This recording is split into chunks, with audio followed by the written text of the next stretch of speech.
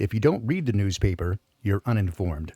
If you do read the newspaper, you're misinformed.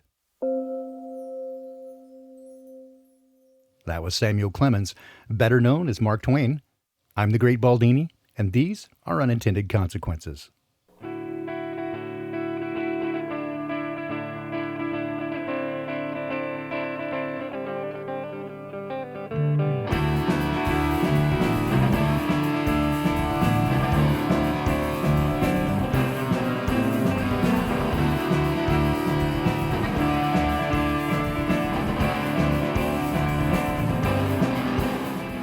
Good morning, good afternoon, good evening, wherever you're joining us from. We're glad you're here for this third installment of Unintended Consequences, where the music is original, the content is organic, and the possibilities are endless. Stay with us for more Unintended Consequences.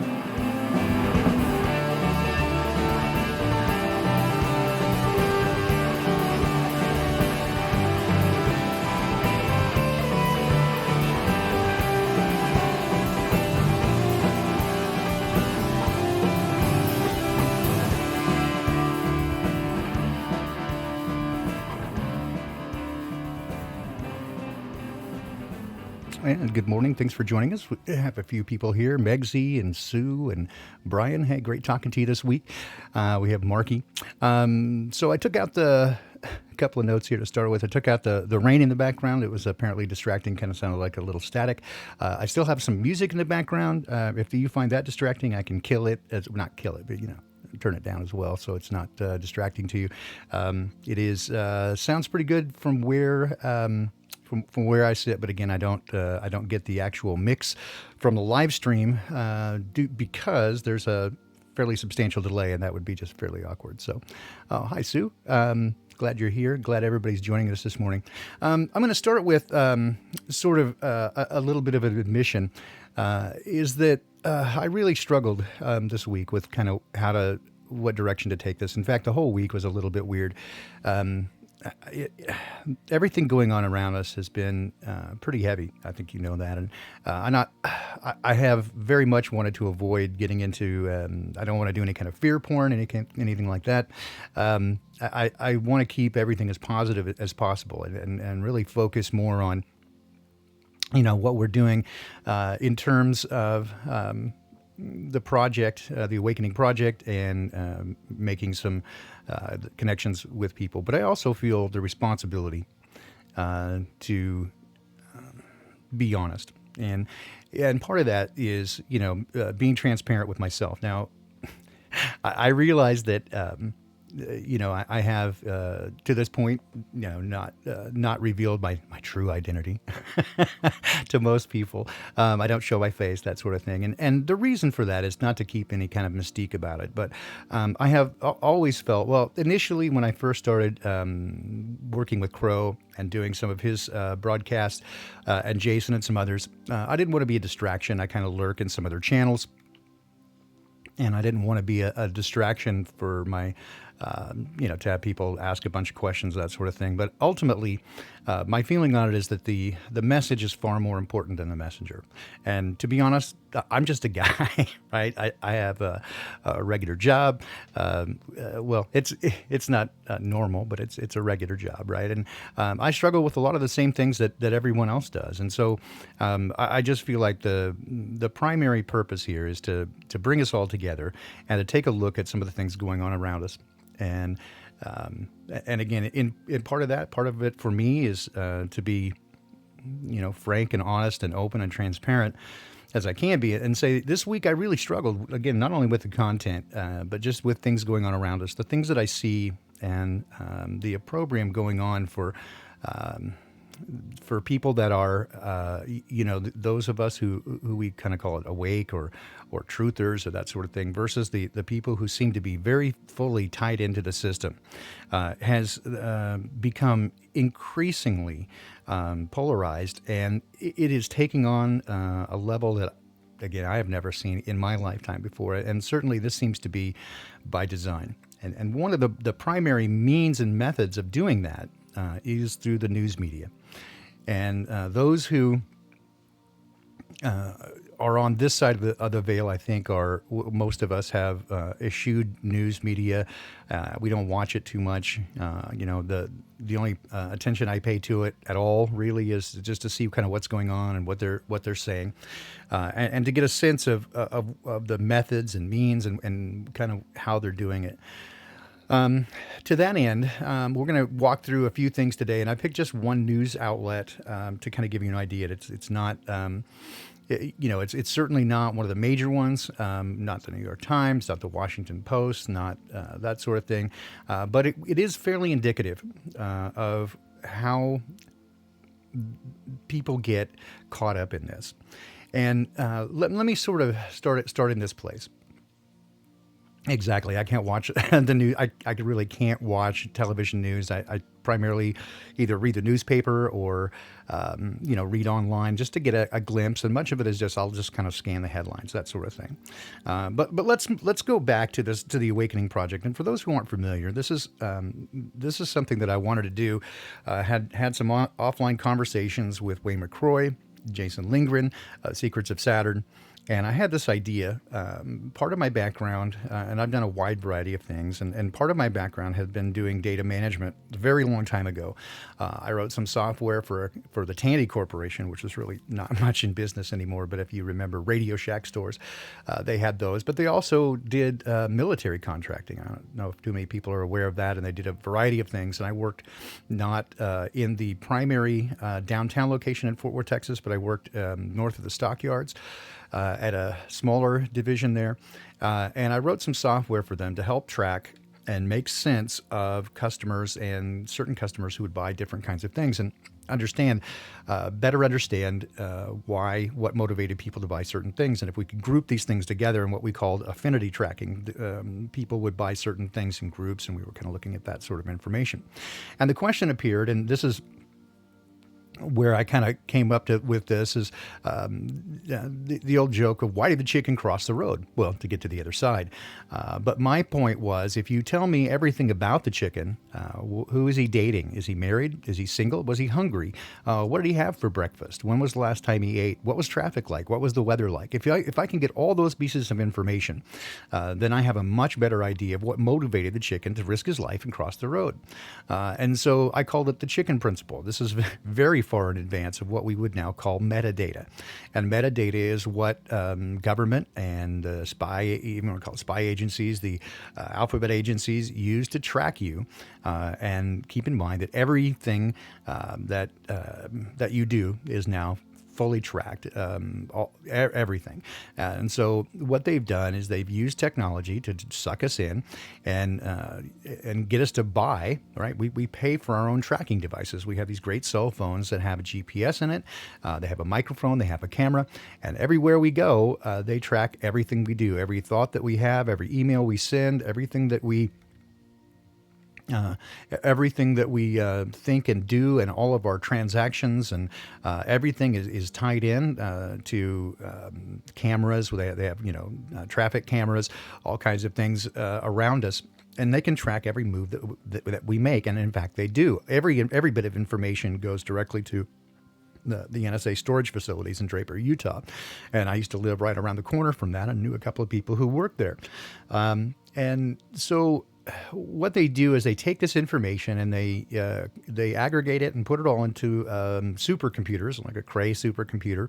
And I don't mean Cray as in crazy, but that's the that's the name of it. It's a Cray supercomputer, and they do simulations. And so the simulation is what we would call a cybernetic feedback loop, and that is they present information, they do simulations, they do a real world test, they test things, they see what our response is, and then they lather, rinse, and repeat, and not only try to anticipate what we're going to do, but they try to drive the next bit of information.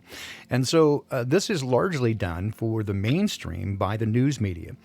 So people who watch the news and become very addicted to it, and just keeping in mind, back in those days when I was actually writing some of the software for this company, I read the newspaper every single day during lunch. Every day I read it almost cover to cover to stay apprised and informed about what was going on in the world. And as I started with the quote from Mark Twain at the beginning, if you don't read the newspaper, you're uninformed. But if you do, you are misinformed. And I think all of us now realize why that is because they're lying to us.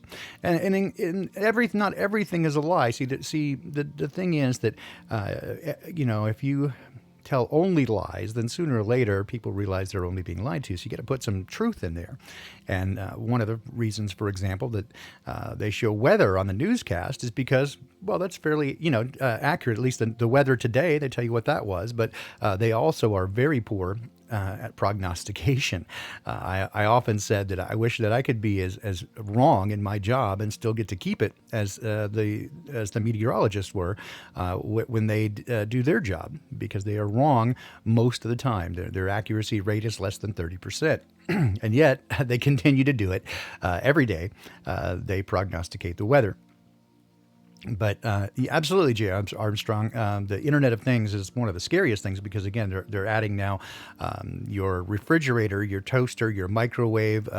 They'll know they have many more data points. And the more data points that they have, the more accurate those models can be. And at this point, according to the NSA, their models are better than 98% accurate. And so if they're telling us they're 98% accurate, then my guess is, from my background, that's probably closer to 99.5% accurate. And that works for most people. But part of the thing that, again, using these same means and methods, I proposed to Wayne and Jason to try to reverse engineer this and using just some basic information to try to help understand what the differences were and what correlating factors were between people who awakened and those who did not. And I had some ideas with that. And so from the very first, we announced this on January 1st of this year on a Secrets of Saturn show. And immediately we got some pretty good response. And then since then, I've been on a Crow episode. We've repeated it on Secrets of Saturn. I even went on Jeranism. They didn't seem very impressed with it, but that's okay. We got some good response from that, and I've repeated it here a few times. And I still have some more slots. We now have over 250 respondents, which is pretty good. And so it once we got past 100, it at least created a statistically significant data sample that we could use for a true double-blind study. The more information we get, again, the more accurate the information is. And proof of concept has been shown pretty well, and that is that I had some ideas about what correlating factors might be available and might show up between people who were awake and those who were not. And one of the tools that we're using is a standard MBTI or Myers-Briggs type index, and that's basic Jungian types. They break it down into 16 personality types, and it has inherent limitations, like most things. There is no perfect model, again, unless you're working for the NSA. But there is no overarching. There's no exact map of people, but there are ways that people ingest and process information. And by using some of this information, and so MBTI, that's the Myers-Briggs, again, type index. So that was one of the pieces of information that I asked for a current test, just one of the free ones that has more than 30 questions. And also your date of birth and location for the astrological stuff to see if there's any correlation there. And then also a brief summary of your awakening process, including some of your family history. What was the first thing that woke you up, and what effect it's had on you personally, relationally, emotionally, that sort of thing. Because that is actually where I get some of the best information is from that. The way people prioritize it and the way they tell me about it gives me a lot of that. So yes, people might be concerned about who's going to see that personal info, but again, frankly, and it's just a Gmail address, and people have asked me about that. So I'm going to tell you again that everything that you do is already well known. If you're worried about who's going to see it, again, I'm not going to release it to anybody. It's in fact, once I get the information processed, I separate the name from the information, so it's a true double-blind study. But the information is already, everything you do is already very well known by the powers that be. There's no way you're going to stop them from getting it. They have hardware backdoors into every platform. All the backbones of the infrastructure for the internet and every data transmission is already done. done. If you took out the SIM card in your phone and turned it off, they still can get all the information that they need. So there is no way to stop them from getting it. Locks on doors keep honest people honest. You might keep, if you put up firewalls and use proto mail or any sort of encrypted mail, you might keep, John, the kid who lives in his mom's basement down the street, from figuring out what your browser history is. But beyond that, the only thing you're going to do by putting up a lot of protective firewalls is to put up a big red flag for those people and find out what it is that you're trying to hide, unfortunately. And that's just how it goes. If you install a major security system in your home and put up big fences, all you're going to do is attract the attention of professional thieves. Right? I'm going to say, hey, what do you got going on there? I'm very curious about that. So people don't put up protective walls unless they have something to hide. And so, despite the fact that I have way back in the day even did some brief bit of just a project for the intelligence community and a couple of things, and I have a very, very good indication of what it is that they do. I live my life as completely normal as possible. I do not take any really extraordinary measures to prevent them from looking at me, because all it does is raise red flags. A very good friend of mine does high-end security for banking systems, and he kind of hit me to the tip that is kind of the way that it goes, that anything that you do to make it extraordinary or put up any roadblocks, all it does is create interest. So there's that. I'm not going to tell you what to do, but I'll just give you the information, and you can do with it what you will. So to that end, some of the things that I found in the respondents is these. Here are a couple of things. So I'll have Rose 777 from Crow 777. Rose is Jason's significant other, and she's Crow's right-hand person, and she does a lot of work for them. She's got her own stream now. Love her stuff. She's a great person, but she also has a good bit of background with the Myers-Briggs study. And so rather than just you guys listening to me all the time, I'm going to start having more people as guests here and talking to several people who have been respondents and kind of get a little bit of their background, because one of the things I want you to understand is that you are not alone in this journey. I find that many people feel that they're isolated and alone, and they're really struggling right now because it seems that the world has turned against them. And in some ways that is true. The world is against you, and I'm going to, and by design, and I'm going to show you some evidence of that today. And again, this is not to make you afraid or to cause concern or to get you to even push back against it, but awareness is key. So that's the purpose of that. So again, one of the things that I can point you to is that there are again, this is not true for everyone, but I will say that in the Myers-Briggs types, there are 4 basic categories there, and your score will come up with 4 letters, and that is kind of like this. ENTJ would be extroverted, intuitive, thinking, judging. Doesn't mean you're judgmental, but it describes the way that you ingest and process information. And 2 of the primary indicators that I've found is that the 2 letters in the middle, the N and the T, are the most common among people who have been respondents. And again, I have to account for the fact that I also have to take into account that people who will respond to a survey, not just those who will listen and be aware of it, but those who will actually take action and respond to a call to action. So there is that.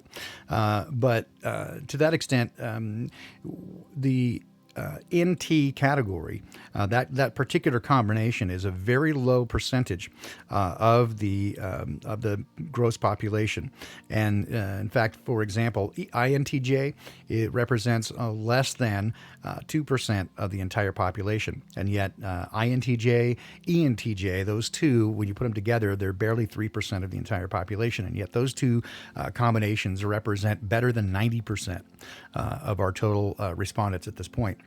There are others who are part of it, and again, I have kind of withheld some of that information up to this point because I didn't want to affect or unduly influence the respondents or have them, change it or whatever. But this is to this point, that's enormously statistically significant indicator of an outlier that you have. The total groups, when you put them together, that we have representing about 94% of our respondents represent less than 5% of the total population. That should tell you something. So some people are more predisposed to look at information a certain way and not simply accept what other people tell them. One of the key indicating factors of that, or one of the processes, is that people in these particular category groups, they're less interested in what other people think about them and being involved in a group scenario than they are about the information itself. In fact, they get physically discomfort. There's a physical discomfiture if they can't, if the narrative doesn't make sense, if the storyline doesn't follow, if it's non sequitur, they get a little edgy, and it makes a problem for them. And that's been true for me pretty much my whole life. Is that if the narrative doesn't correlate, if it doesn't make sense and doesn't flow, then that creates a physical discomfiture. And so to that extent, the people who have responded and who have this, specifically the NT, that's the intuitive and thinking, that the opposite of that would be sensing. That is, they're looking outward, and they're looked outward beyond themselves, and feeling. So, I mean, it kind of tells you exactly what the opposite of that. So, sensing and feeling, they're looking to an external source of authority to tell them what is true, is rather than relying on their own instincts to understand the nature of the world around them. They're looking for an external source to tell them what to do. And certainly we see the results of this. And over time, what we would call PTSD, or post-traumatic stress disorder, this trauma-based mind control that's going on all around us, these people are hanging on for dear life, and it makes them less and less likely to take your word for why they're not being told the truth. The natural appeal to authority and appeal to consensus is exactly what they're going to rely on. The more people that agree with them, or that they feel that they agree with, they're going to go with that no matter what, because they're going to be very uncomfortable with the idea that they might be going out on a limb or out on their own without an authoritative source to tell them what's going on. And so, to give you an example of a news source, so I'm gonna use as an example Vice, and Vice is. They are a Canadian news organization, and it's fairly small. They consider themselves an alternative news source. Let me switch here to this so you can see that. Okay, so Vice is they consider themselves an alternative news source. Certainly not the way we would call it an alternative news source, but they're a Canadian, it's an American-based Canadian digital media and broadcasting company. And this is the sort of place that a lot of people get their information. And so they feel like, well, maybe we can't trust a mainstream source, so we're going to actually go with some alternative news source, and more approachable type news. But this will give you an idea of the kinds of things, and the reason why you're getting such pushback from people is the kind of news stories that they're spreading, and what they're being exposed to, and what they believe is true. Now, one of the things that I have found to be true in dealing with people who are specifically psychopathic, sociopathic, those who have radical attachment disorder, that sort of thing, is that one of the primary tools that they use is called projection, and that is accusing the other party of doing exactly what it is that you're doing. And often they leak that out or express that just as they realize that you see what's going on. So if they're cheating on you, for example, just as you're starting to realize that they're cheating on you, they'll accuse you of cheating on them. So it sort of takes the punch out of it, and then if you say, no, that's you, then they laugh and that sort of thing. And so this is a common tactic used by sociopaths to try to control and manipulate other people, and we see this very much from the powers that be. The other thing that they do is they use generalizations and a process of stereotyping, and to conflate and confuse things and put them things that don't go together. I think most of us are aware that the term conspiracy theory and conspiracy theorist was coined by the CIA itself in the 1960s to cast aspersions on those who did not accept the official narrative of the Kennedy assassination. Now, again, whatever you think of the Kennedy assassination, whether it was an actual event or not, or whatever went on there, irrespective of that, I think we can pretty much all agree that the story that they tell us is inaccurate, and in fact, most of it's a lie. And so there is, a great deal of evidence that reveals that some of the things that they claim absolutely could not physically be possible. Without getting too much into that and getting sidetracked, I'll point out these things, but that again, in the 1960s through the early 1970s, you'll find many news articles that talk about these crazy conspiracy theorists who also believe in UFOs and Bigfoot. What they do is they do this to conflate those things so that people put them all in the same category. Oh, those nutty people, you think it, Bigfoot, blah, blah, blah. And you'll find this exact sort of thing if you look on Facebook these days. People, for example, who are simply questioning the efficacy and the safety of vaccinations, for example. Oh, I bet you believe in flat Earth too, huh? Maybe. But irrespective of that, again, they have these generalizations and they start putting things together to dismiss and make a problem for people. So here you see from Vice, right? Recently, there was a news report that came out of the hack of the World Health Organization, the Gates Foundation, the Wuhan lab, and their emails. And so as I went through this article, a couple of things that I noticed here. First, is that this seemed to me to be, again, a false narrative in that here they specifically say that it's likely many of the emails and passwords were outdated, and that is probably true. That these emails were previously compromised at least 2 to 4 years ago, probably in 2016, meaning that who would have stood to gain access to that, and what would they get out of it? And this data dump. Now, here's the thing: is that they immediately say that this is neo-Nazis and far right. So they've associated people who do not believe the mainstream narrative on this particular current event as being far right, crazy neo-Nazis, and they put all this together. So here we have far-right extremists become particularly enamored with sowing disinformation about the COVID-19 pandemic, stoking protests and anti-government sentiment in hopes of creating social chaos. And here is the reverse script. They flip the script on you, and this is projection. The ones hoping to create social chaos are those who are in charge. And we know this because there is ample evidence of prior knowledge, and they're shutting down the world economy for the specific purpose of creating social chaos and to create conflict. Why would they do that? Well, as I've mentioned to other people, here's the status. If people lay down and do what the government asks, then they have won. If we fight back, they have military and they will win. So they hold both sides of the cards, right? They hold all the cards and both sides of the coin. If you remember in 1984, Winston went to O'Brien, who was apparently the leader of the resistance. Turns out O'Brien was working for the party. And this is exactly the sort of thing. It's called controlled opposition, and we see this over and over and over. And in fact, in this article, chatter discussing the data dump first appeared on the shitposting site 9chan. So again, they have no problem calling it shitposting, anything that doesn't match their narrative. Far-right communities online have an enormous capacity to disseminate this hack data, especially as their audience grows amid this pandemic.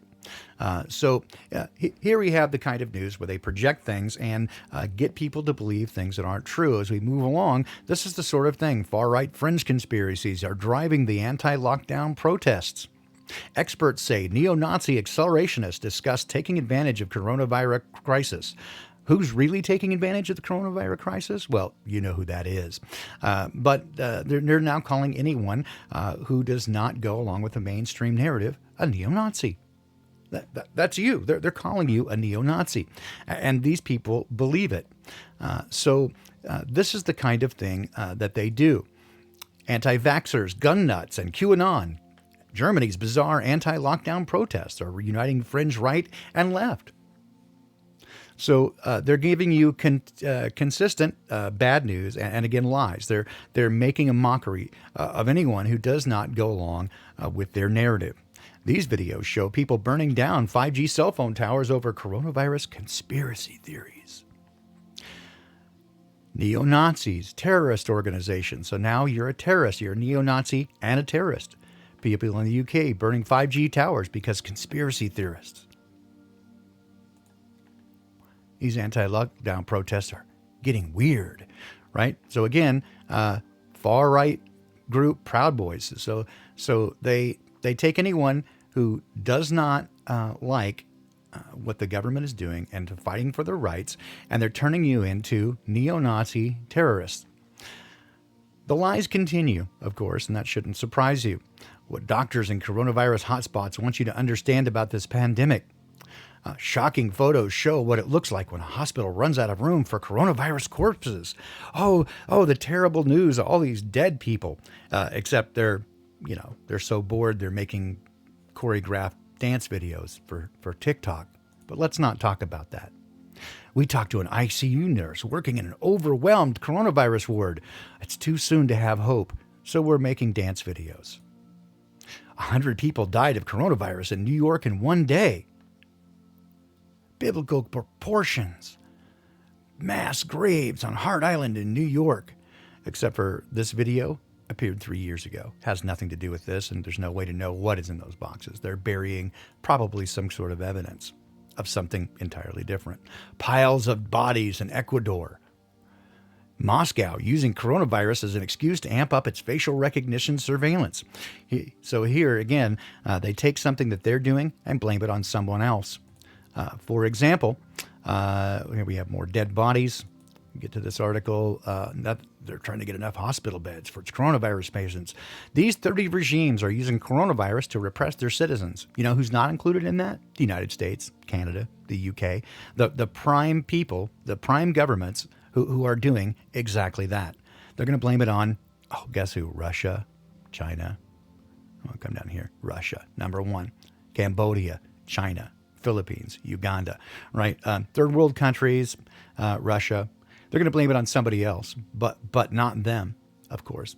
The Pentagon trying to buy 50,000 body bags for people expected to die of coronavirus. They may be buying 50,000 body bags, but I assure you, it has nothing to do with coronavirus. 400 people die of coronavirus within 24 hours in New York, but wasn't it just 100? Again, this tells you that everything that they're telling you is nonsense. It's a lie. They're trying to scare these people, and it's working. They're wearing masks that we know have no possibility of working. An N95 mask, right? This supposedly the really good ones. The 5 there designates the 5 micron size. Well, these viruses are supposed to be less than 3 microns. So there's no possibility that even these N95 super masks are going to stop a virus, even though, again, we know that it's not as described. A grim global toll, 1 million cases.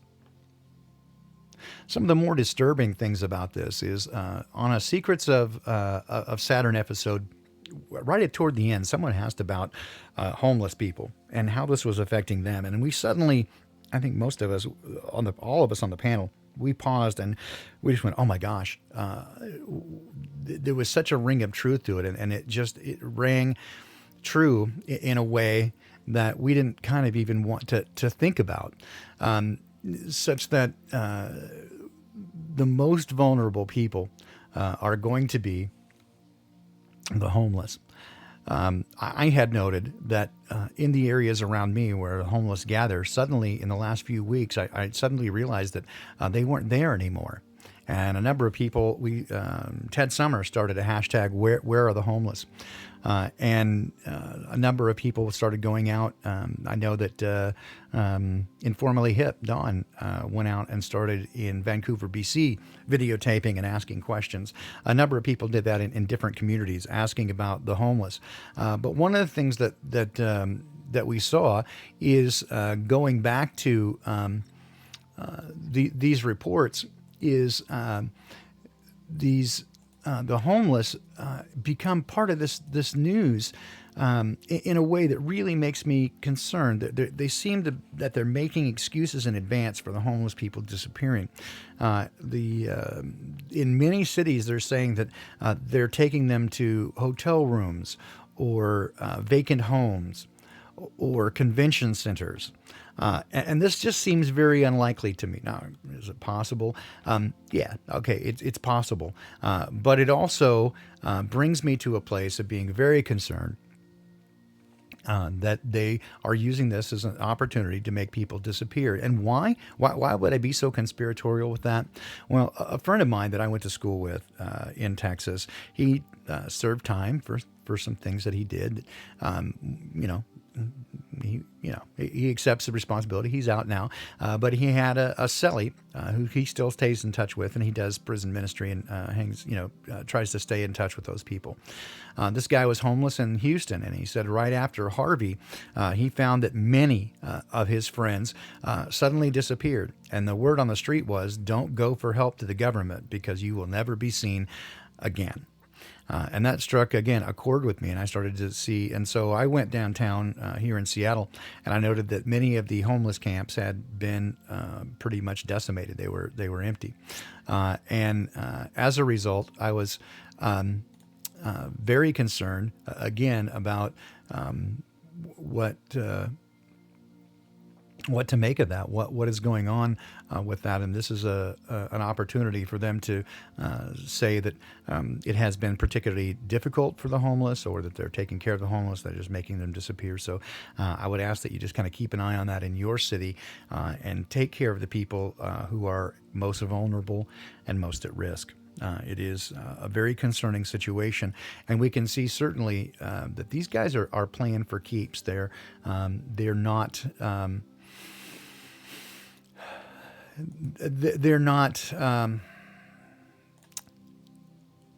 They're not nice people, right? We know that they're psychopaths from the things that they do.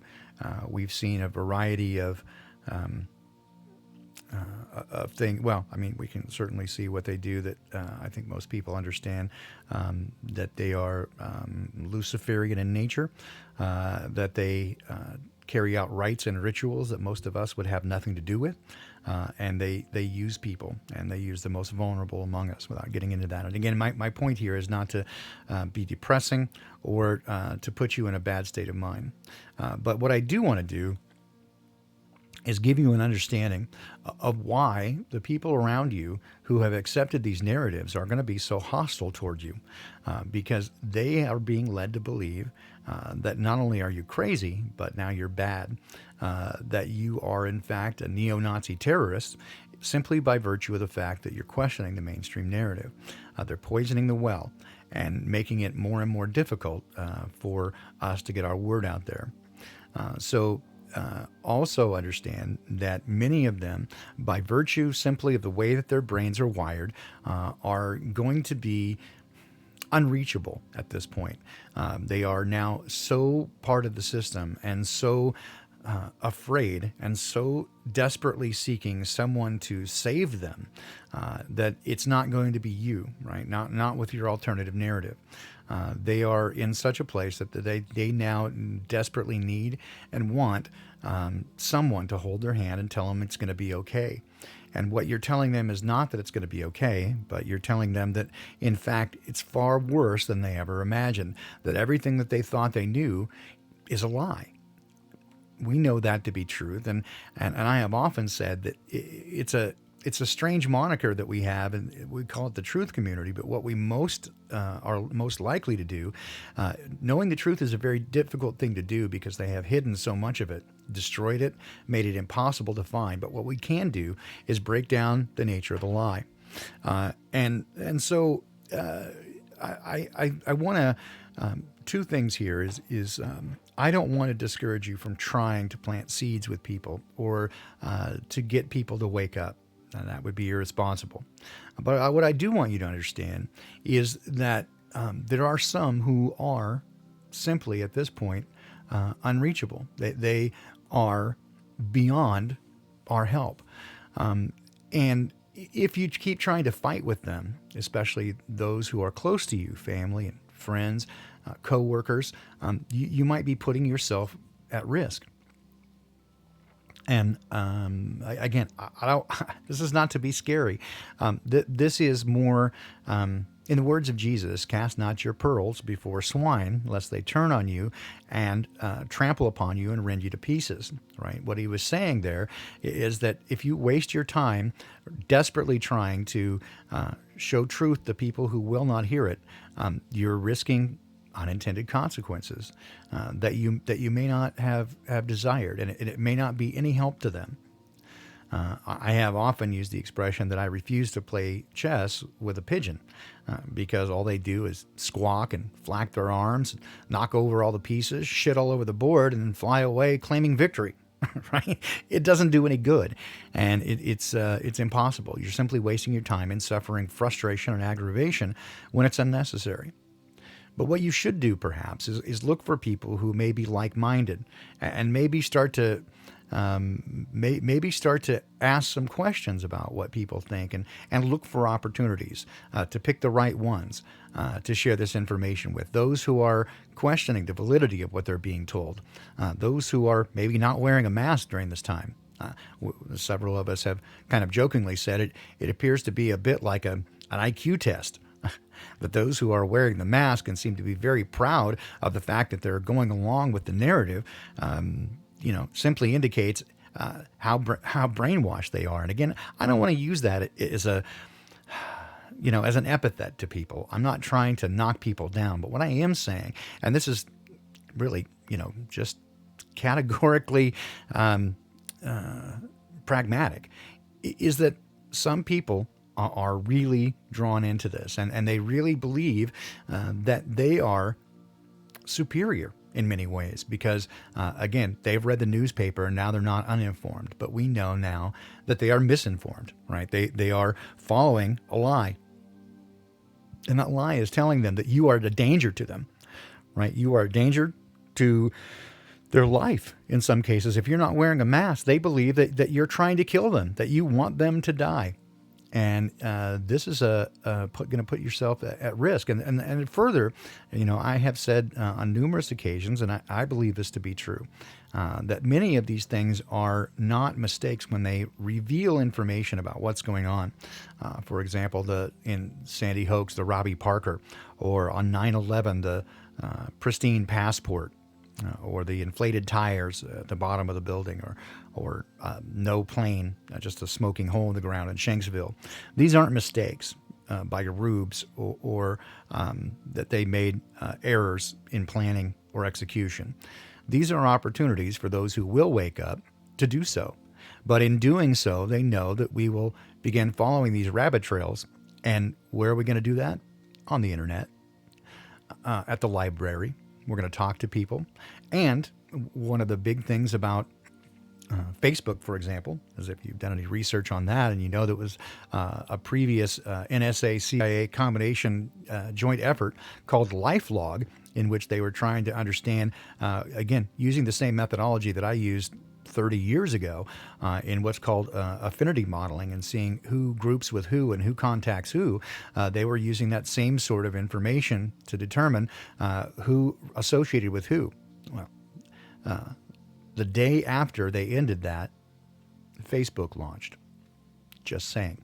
And all of their data models now indicate who you interact with and how, whether you like or dislike a certain post, or whether you block people, or whether you talk to them, what groups you join. So they're gathering all this information, this affinity modeling.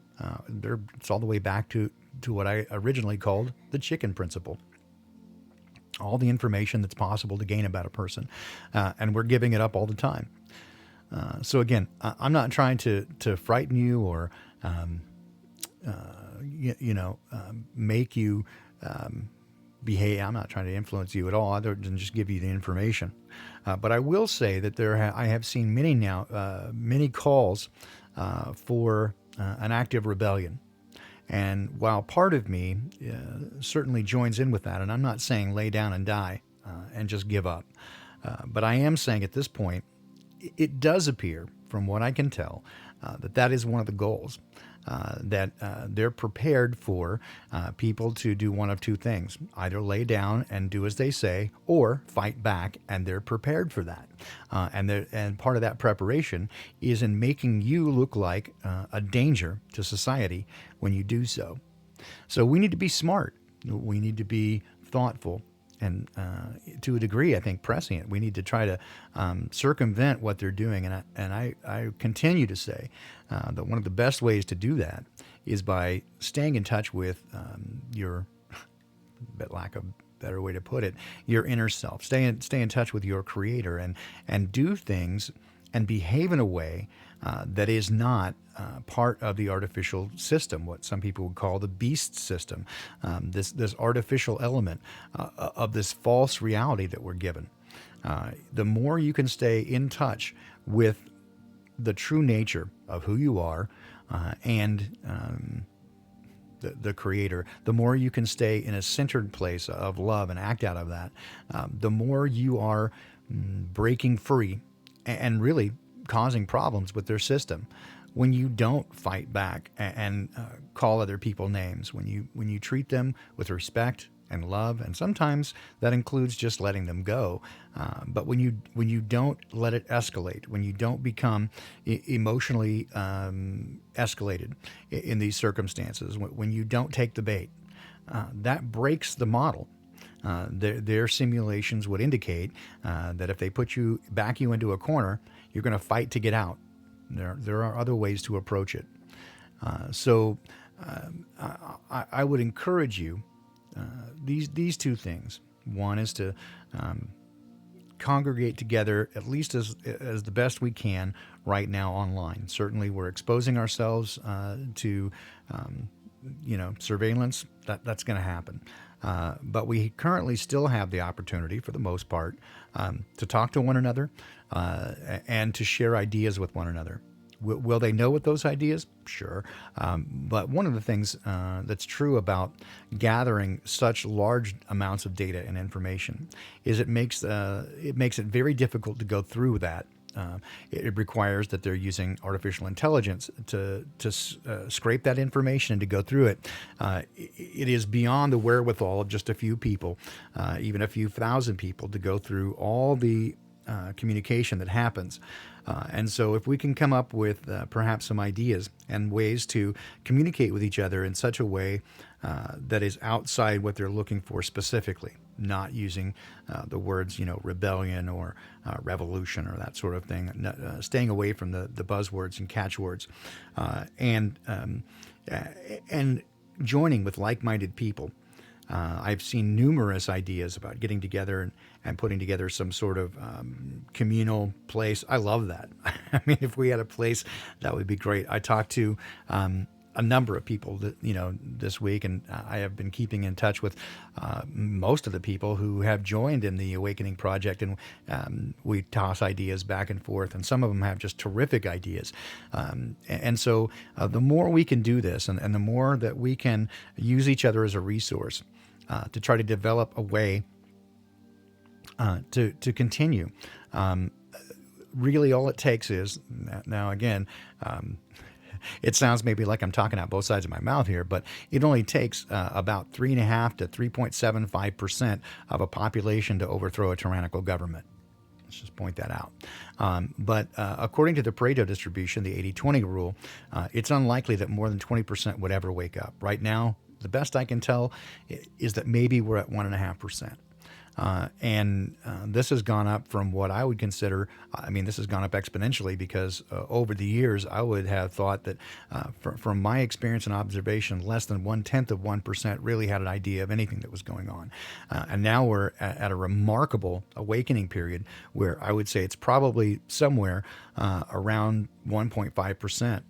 This would probably, at this point, still have to more than double to give us any chance of really doing anything to take them out. But we can spread the word.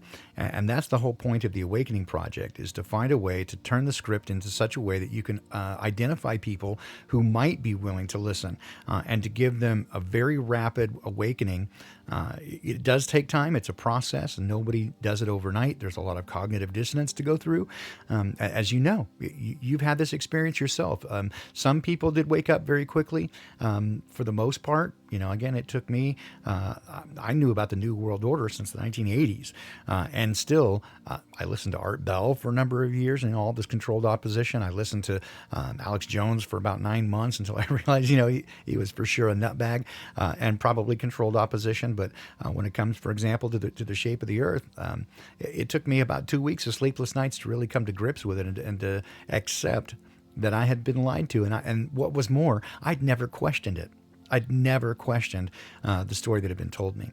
And that immediately led to understanding a wide variety of other things, including the nature of the Scaligean timeline, that not just a few things of our past history, but nearly all of it is a fabrication, that we don't know anything about where we come from. We don't know anything about our history. Even within the last 200 years, much of it is a fake. So we have to, again, this has a tendency to put you on some unsteady ground, and you have to really quickly come to a place of accepting that you may never know the truth. And again, I find it interesting that we call ourselves truthers, but yet what we do is we don't really know the truth so much as we can tear apart lies. And then we spend more of our time breaking apart deception than really understanding what the truth actually is. And we may never know. Right, on this side. But what we can do is encourage one another and support one another. I know as I talk to people again this week and in the weeks prior, but particularly this week, this has been a tough week. People are really feeling isolated and alone and feeling stressed because those around them are really giving them a hard time and really pushing back, calling them names and making life really difficult. And of course, I find this really really sad, and it is frustrating, and I see it around me, even though I don't personally have to deal with much of it. I see it, and I see it as I go to the grocery store. I see it as I go out in public. The looks people give when you're not wearing a mask, the whispers, the condescending looks, and this is only going to get worse. And again, I'm not big on prognostication or making. Making prophecy or anything like that, but from what I've seen, this is only going to increase, and by orders of magnitude and exponentially, it's going to get rapidly worse. Have we crossed the threshold? Man, I don't know.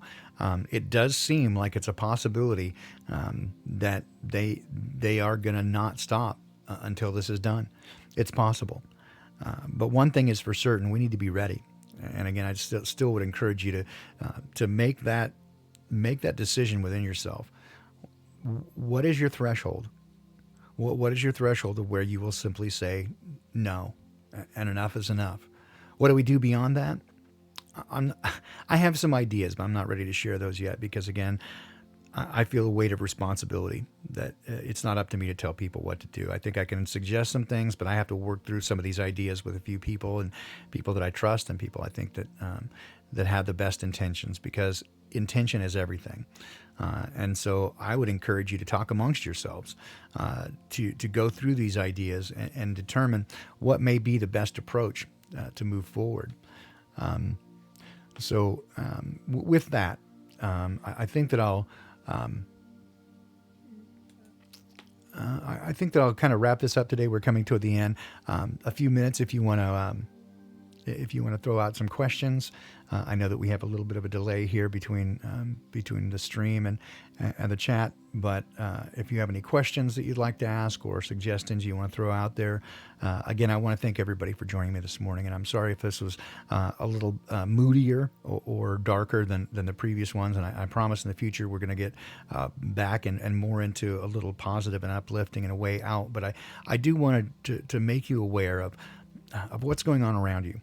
And why you're facing these troubles with people is they are literally spellbound. They're under a long-term mass hypnosis from which many will never break free, unfortunately.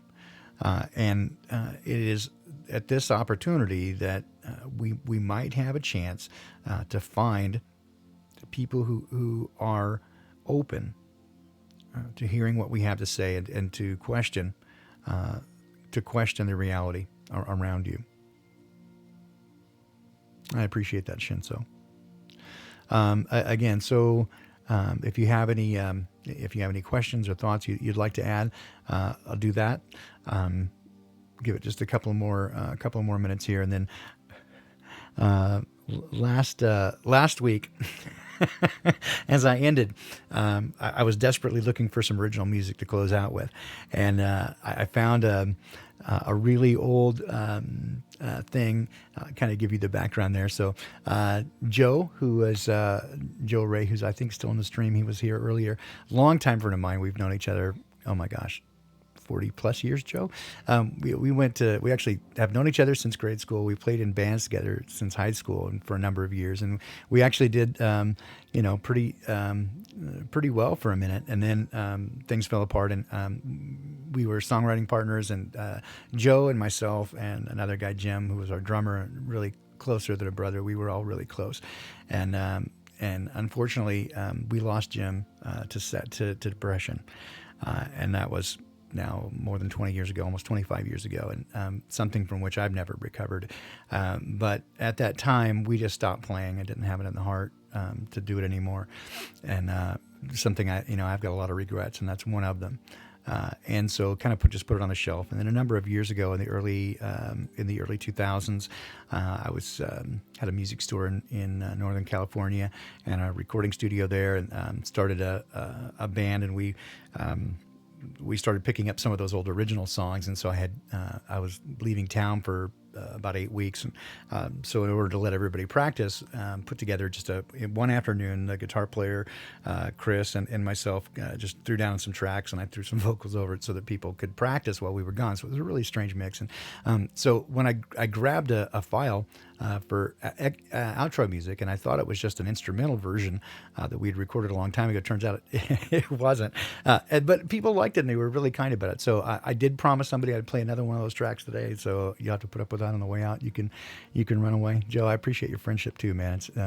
We've known each other for a long time, and I appreciate that we got to start talking again and sharing our memories together and some of those old songs. We wrote more than 150 songs together, and some of them were pretty good. Some of them, I don't know. Yeah, I don't know. We were kids, right? We were pretty young in those days. So if things get really bad, Sue, don't take yourself out. Just hang on, okay? I'll talk more about that. I think there are some things going on. I want to be encouraging, and I'll talk more about that in the future. Jay Armstrong, have a question. You've tried to email the Awakening Project, and the email gets bounced back, so you'll send again. So just it is unintended.consequences3 and so try that. If not, if that doesn't work, you can try to find me on Facebook at Tarjay, Targe, Tarjay, because it's an anagram of great. They don't allow names that aren't real names. Tarjay Baldini on Facebook. Find me there, and you can send me a message, and we'll figure it out. So let's see. So thank you, Truth Be Known. I appreciate that.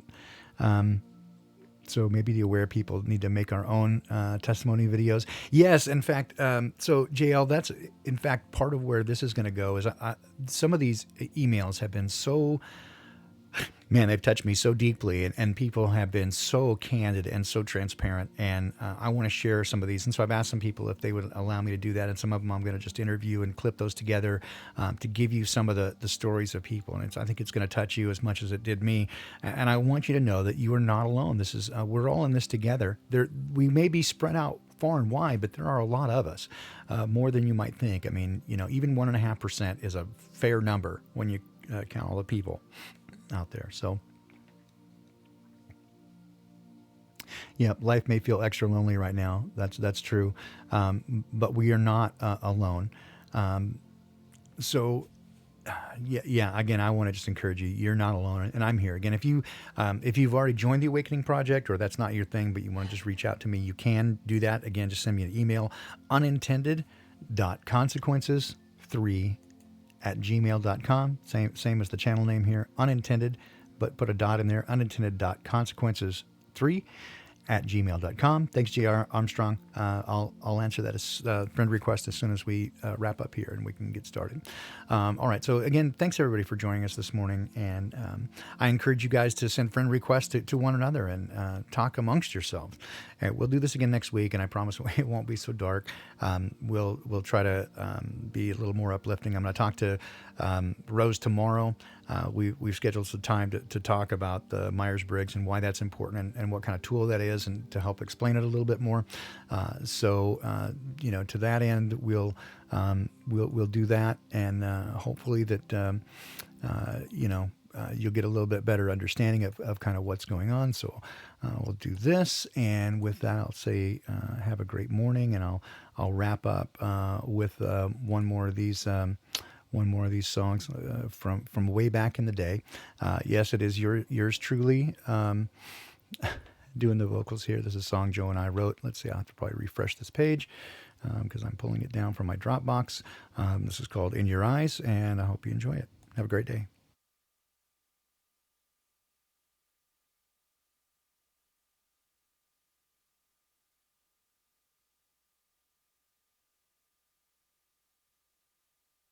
Oh, I see. I should have downloaded it because, let's see. Here we go.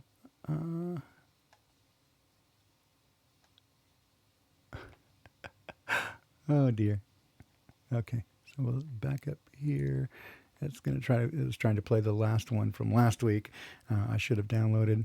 Let's see. We'll do this. All right, so this one is called More Than I've Ever Seen. Again, this is written by Joe and myself from, I think, 1993.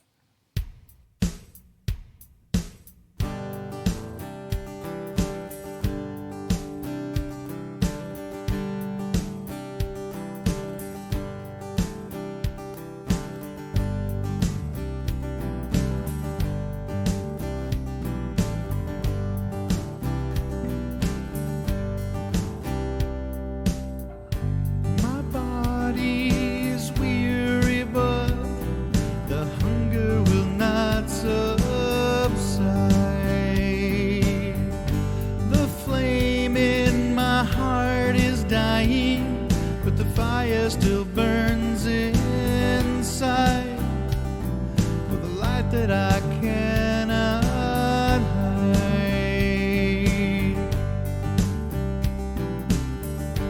I walk on the edge of time, ride the winds of destiny. I hear the thunders coming, bringing me to my knees, like nothing I've ever seen. And in my mind I hear the voices calling. In my mind I see the planets collide. In my mind I feel the end beginning. It's like waking up from a dream. It's more than I've ever seen.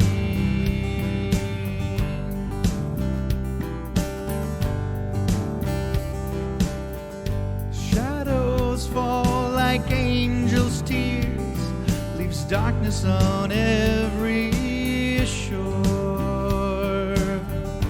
The sea